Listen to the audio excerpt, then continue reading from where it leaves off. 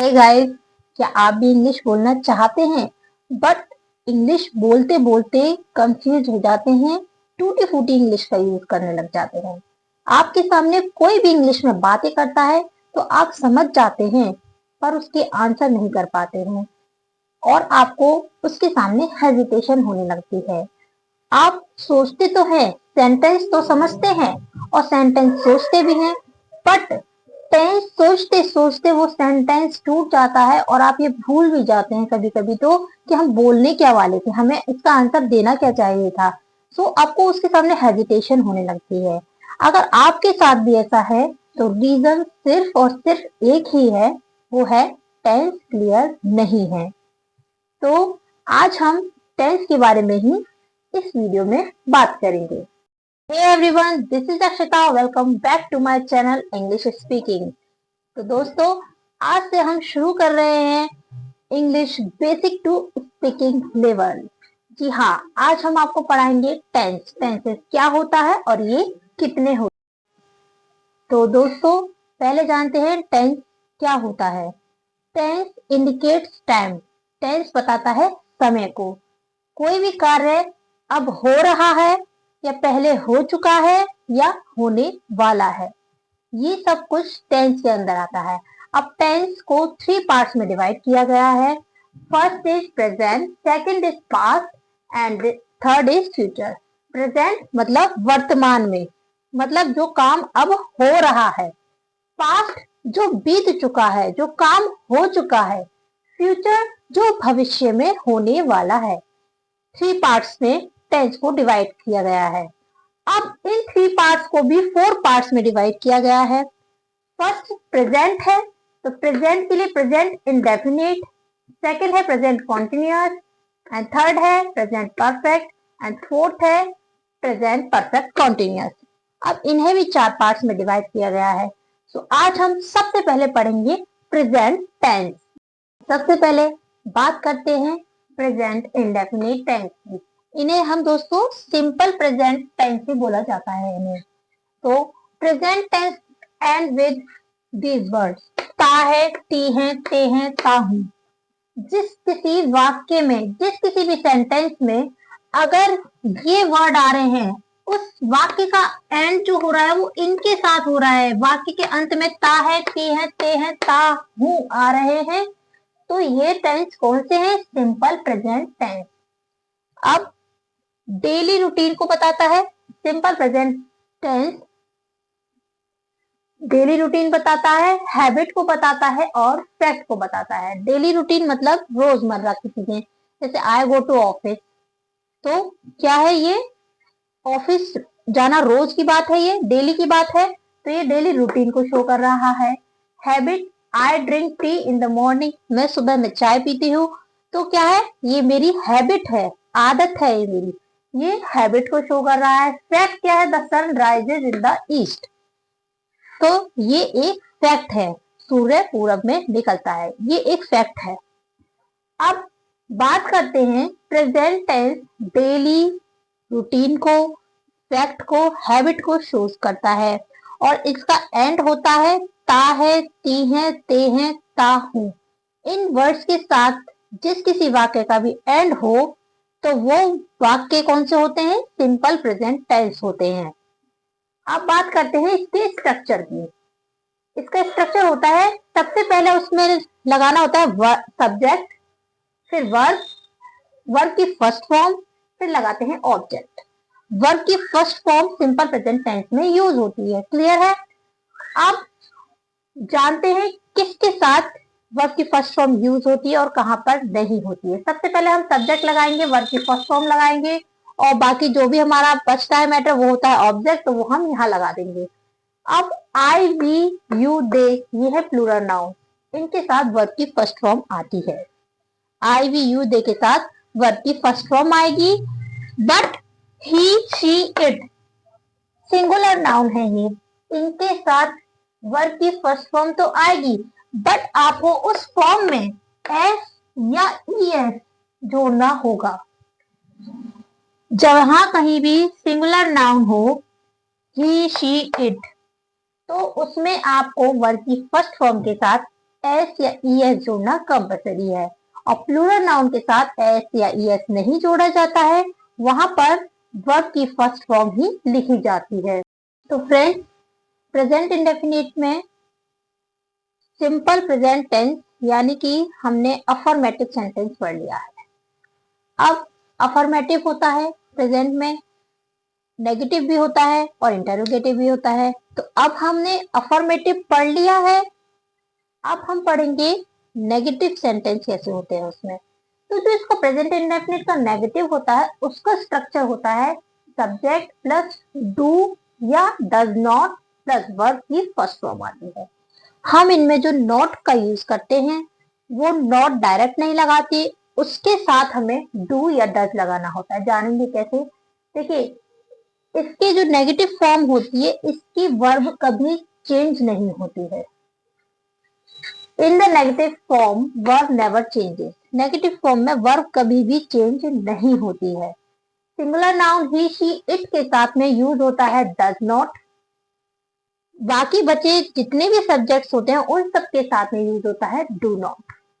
और अगर किसी वाक्य में कभी नहीं वर्ड लिखा आए तो वहां यूज होता है नेवर, और इसके साथ वर्ब की फर्स्ट फॉर्म यूज होती है। तो ये जो है ये है नेगेटिव सेंटेंस का स्ट्रक्चर। अब बात करेंगे हम इंटेरोगेटिव की।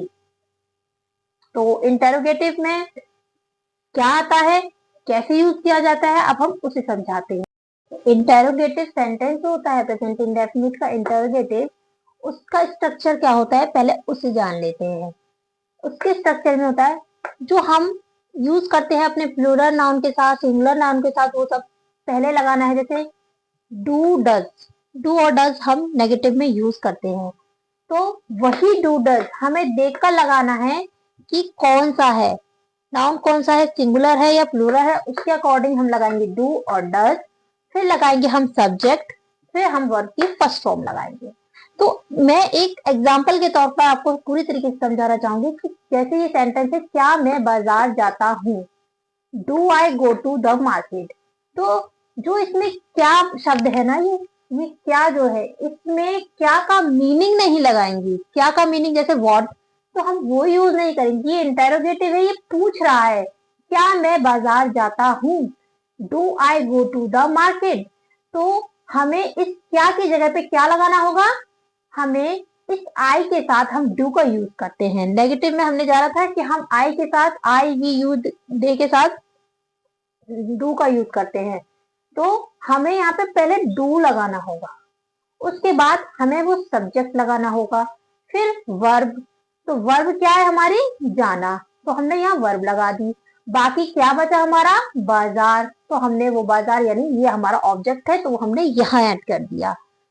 इसी तरीके से जो WH फैमिली वर्ड होते हैं, कब, क्यों, कहाँ, अगर वो वर्ड यहाँ आ जाते हैं तो हम सबसे पहले उन WH फैमिली वर्ड जितने भी हैं, जो भी कोई लिखा है, जैसे कि लिख रहा है वह क्यों झगड़ता है, तो क्यों के लिए हम वाई यूज करेंगे, तो हम वाई को पहले लिखेंगे। WH फैमिली वर्ड को यूज हम पहले करते हैं।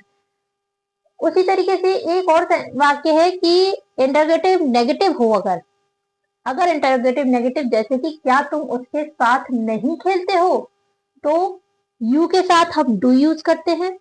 तो हमने डू पहले लगाया है, डू, फिर हमने लगाई है यू, डू यू नॉट। याद रखिएगा सब्जेक्ट के जस्ट बाद नॉट का यूज हो जाना है। नॉट के बाद वर्ब, वर्ब क्या है, खेलना, तो हमने प्ले लगाया है विद हिम, उसके साथ ऑब्जेक्ट लगा दिया। अब आपको बस इतना याद रखना है जितने भी क्या के वाक्य हैं, अगर उनमें क्या का, पहली बात तो क्या का मीनिंग नहीं लगाना है, व्हाट नहीं लगाना है, आपको डू या डज यूज करना है अकॉर्डिंग टू सब्जेक्ट। आपको देखना है सब्जेक्ट सिंगुलर है या प्लूरल है, उसके अकॉर्डिंग आपको डू या डज यूज करना है।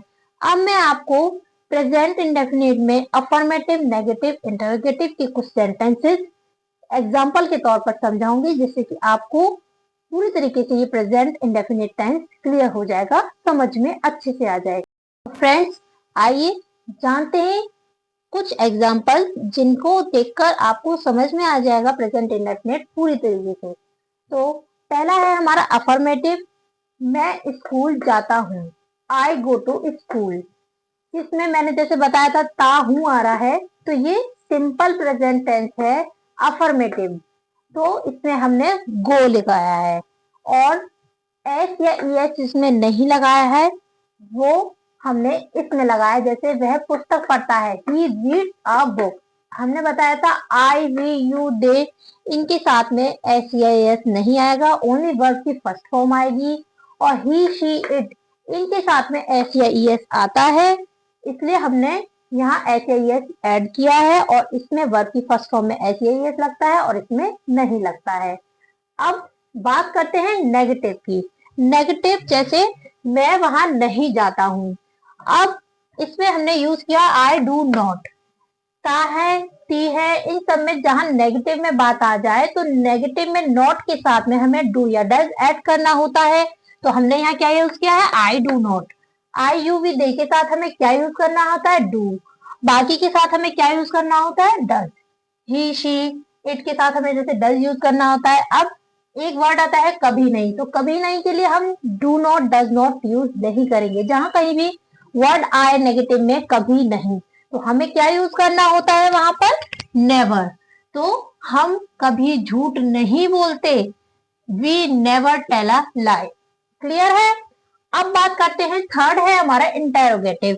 इंटेरोगेटिव में हर वर्ड, हर सेंटेंस के एंड में इंटेरोगेटिव में क्वेश्चन मार्क लगा होता है, इसी से पता चल जाता है ये इंटेरोगेटिव सेंटेंस है।